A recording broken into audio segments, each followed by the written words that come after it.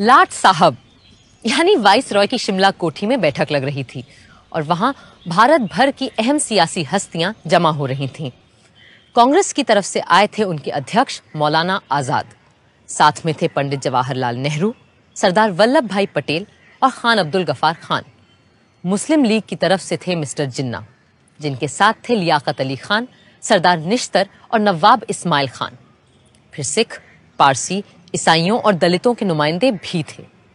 उधर पूरे मुल्क में फैले सैकड़ों रजवाड़ों की तरफ से वहां मौजूद थे भोपाल के नवाब मोहम्मद हमीदुल्ला, जो उन दिनों चेंबर ऑफ प्रिंसेस के चांसलर थे। Friends, the winds of change have swept the old order all over the world, ever since this bloody war has started. And our new Labour government of Britain is of the opinion that the time has come for Indians to decide how they are going to govern themselves.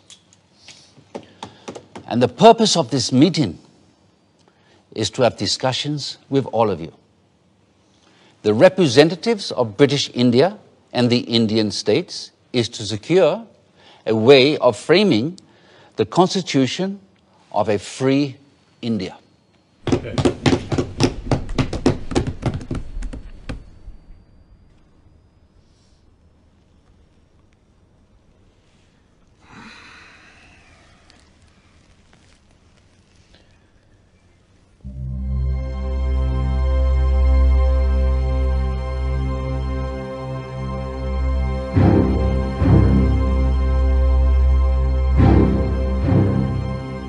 जिन्ना साहब को ये बात नागवार गुजर रही थी कि जिसे वो महज हिंदुओं की पार्टी मानते थे, उस कांग्रेस के आधे नुमाइंदे मुसलमान थे और उनकी रहनुमाई भी एक मुसलमान ही कर रहा था।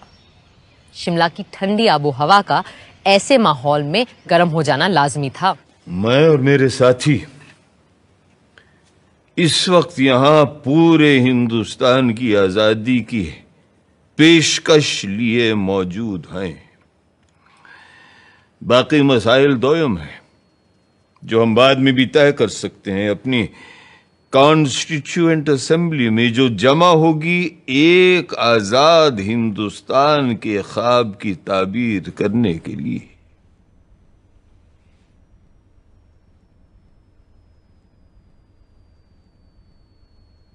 My colleagues and I stand here for the independence of the whole of India. Other matters are subsidiary to this and can be discussed and decided in the Constituent Assembly, which will make a blueprint for an India of our dreams.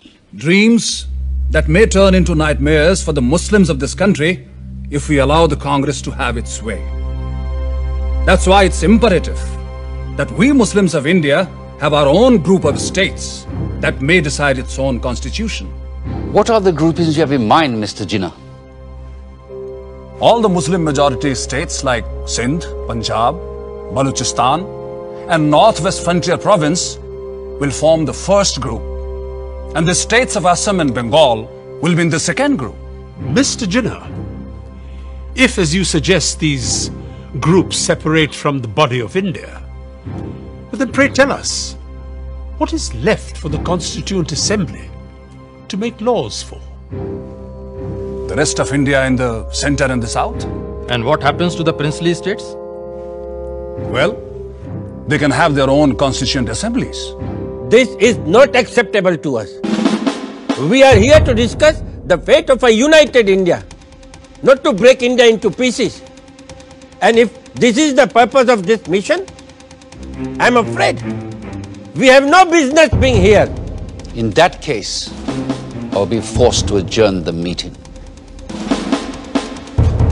जिन्ना साहब चाहते थे कि हिंदुस्तान के पूर्व में असम और बंगाल और पश्चिम में 4 मुस्लिम बहुल सूबों के लिए एक अलग संविधान सभा बने और बाकी के भारत के लिए दूसरी संविधान सभा, और राजे रजवाड़े खुद अपने आप तय करें कि उन्हें किसी के साथ जाना है या खुद मुख्तार रहना है। जाहिर है कांग्रेस के नेताओं को ये अनेक संविधानों की सूरत बिल्कुल बर्दाश्त नहीं थी। कल कुछ लोगों ने ग्रुपिंग्स के लिए एक तजवीज पेश की थी जो हमारे मुल्क को मजहब व मिल्लत की बिना पर बांटने की एक पेशकश है। हम ऐसी किसी भी तरह की पेशकश के सख्त खिलाफ हैं।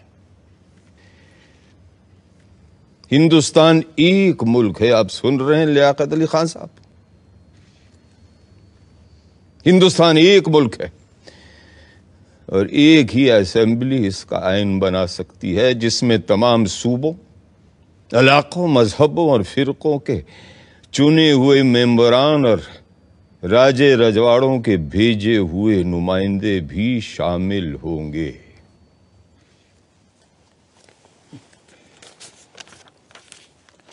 References were made yesterday to groups of provinces arranged on communal lines. We are totally against any machinery to run any such groupings. India is one nation and it needs its constitution to be made by one assembly, which has elected representatives of the states, region, religion, and the nominated representatives of all the princely states as well. This is what I call the tyranny of numbers. Everyone knows here that such an assembly will have a brute majority of caste Hindus and their party, the Congress.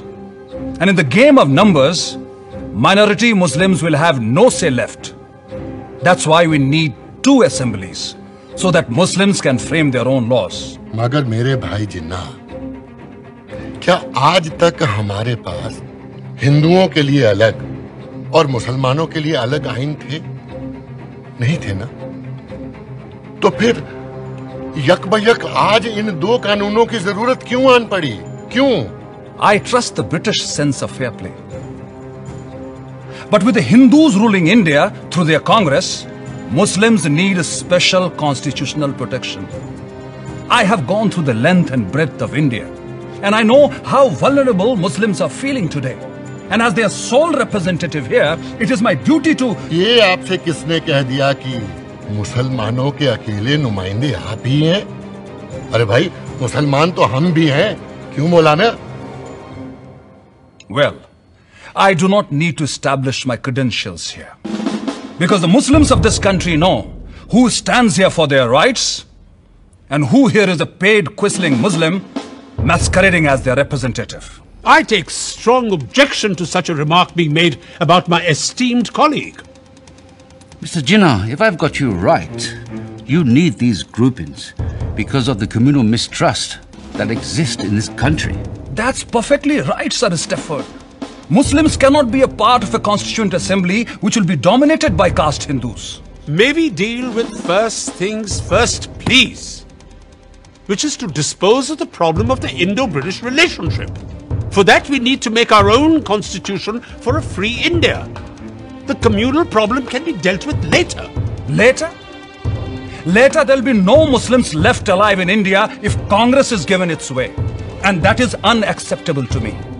If Mr. Nehru doesn't like the idea of groupings of states within the same India, then it will be better to have two Indias. One for Hindus and another for Muslims. Hindustan and Pakistan. And a Princestan, the federation of the princely states. This is ridiculous. It clearly indicates the reality behind the groupings proposal Mr. Jinnah is making. I will not be a party to this balkanization of India. No! India is one and will remain one country. कड़वा सच ये था कि अंग्रेज हिंदुस्तान में अपनी घटती हुई फौजी ताकत से अच्छी तरह वाकिफ थे और वो चाहते ही नहीं थे कि सांप्रदायिक आग को फैलने से रोका जाए। पर हाँ, जाने से पहले सत्ता वो सौंपना चाहते थे एक ढीले से राष्ट्रसंघ के हाथ, जिसकी लगाम हो सके तो उनके ही हाथों में रहे।